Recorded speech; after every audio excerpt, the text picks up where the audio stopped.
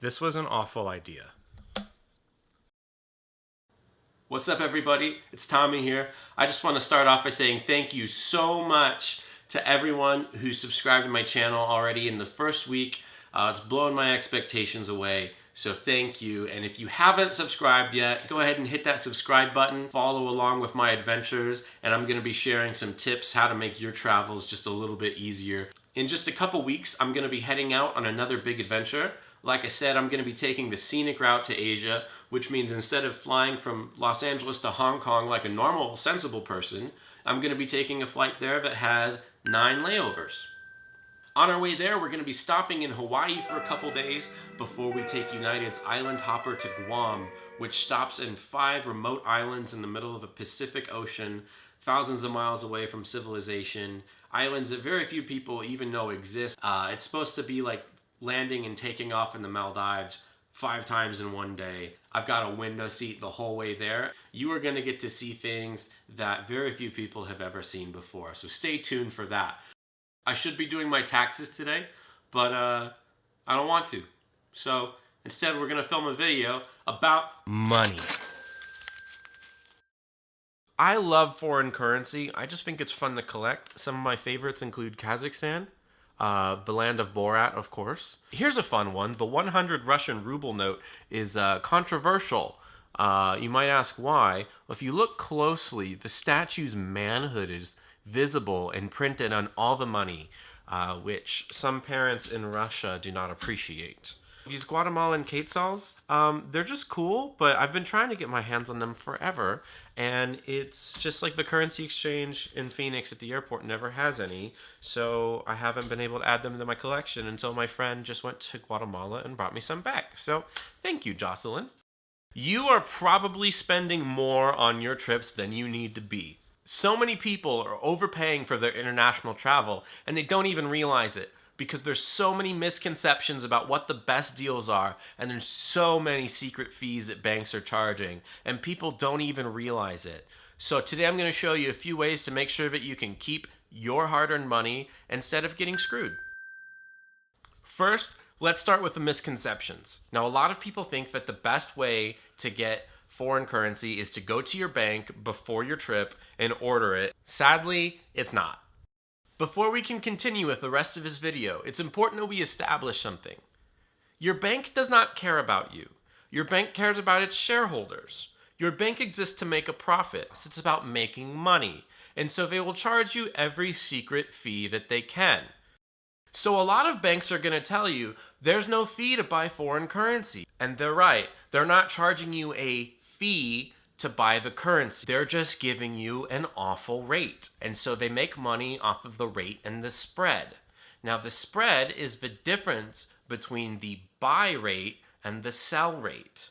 So you have to understand that the bank is going to buy money at one rate and sell it at another. As an example, let's pretend you're going to Europe, and we're going to round the rate to make it easy. So you want to go buy some euros, and €1 is $1.20.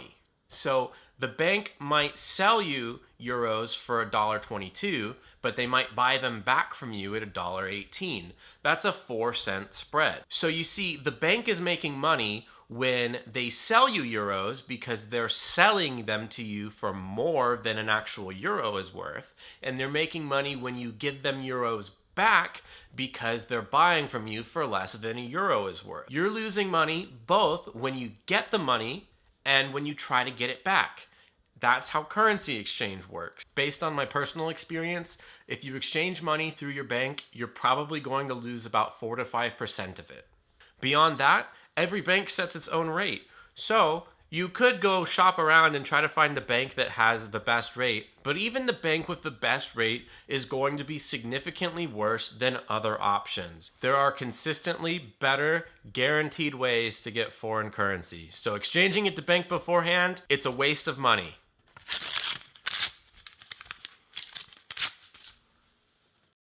So a lot of people then ask, well, should I take US dollars with me and exchange them when I get to another country at the airport? Airport currency exchanges are the worst deals with my own 2 eyes. I've seen exchange counters with as much as a 10% markup on their currency. That's insane. Literally, you go on vacation and right away you say, take 10% of my money. Go for it. But people do it. Don't be that person. Never go to the exchange counter unless you have to. Let me explain how an airport currency exchange works. Most of the time when you want to change, let's say $100, they're going to charge you a commission fee. Could be anywhere from $1 to 10. On average, with a decent sum of money that you would want to exchange in that scenario, they're going to charge you about $10 off the top, no matter what. So whether it's 100 or 1,000, they're going to charge you a commission fee. Then on top of that, they're going to give you an unfavorable rate. Remember, the currency exchange also has a currency spread, and so they're buying and selling at different rates. The buying and selling of their spread and their commission fees are the only ways that currency exchanges make money.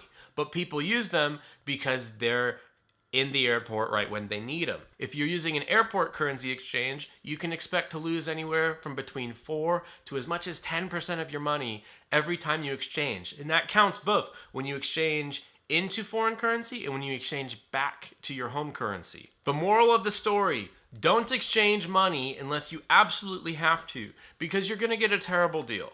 You're basically flushing money down the toilet.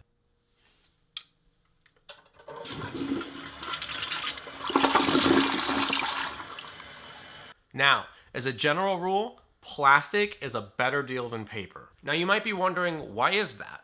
And that's a super good question because it doesn't seem like it would make sense. But the real reason, it basically comes down to volume. You see, when I buy Starbucks in another country, it's not just $5 that's being exchanged. That $5 is just part of a giant stash of millions and millions of dollars that one bank is sending or exchanging with another bank. And so when you're exchanging that much money at one time, these banks exchange at what is called the interbank rate. The interbank.